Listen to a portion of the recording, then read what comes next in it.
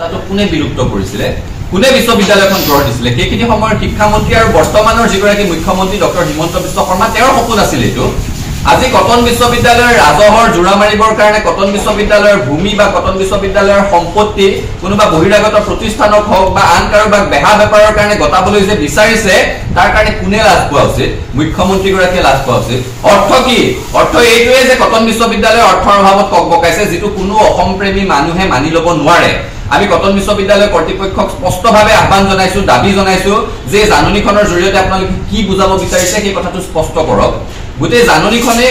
খুব তাৎপৰ্যপূৰ্ণ কিন্তু মানুহে বুজি পাবলৈ অক্ষম হৈছে এই কাৰণে কটন বিশ্ববিদ্যালয়ৰ যিখন আইন আছে তাতে কথাটো উল্লেখ আছে যে কটন বিশ্ববিদ্যালয়ৰ চৌহদ বুলি কোৱাৰ লগে লগে কটনৰ পানবজাৰৰ চৌহদ আৰু আন য'ত ভূমি আবণ্টন পাইছে এই গোটেই কথাখিনি বুজাব কিন্তু এতিয়া কটন বিশ্ববিদ্যালয়ৰ জাননীখনে সেই কথাসমূহ স্পষ্ট কৰা নাই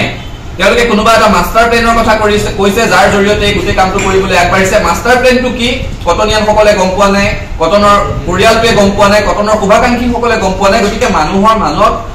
হতচকিত হৈছে সকলো ৰাইজ সকলোৰে মনত চিন্তাৰ উদ্ৰেক হৈছে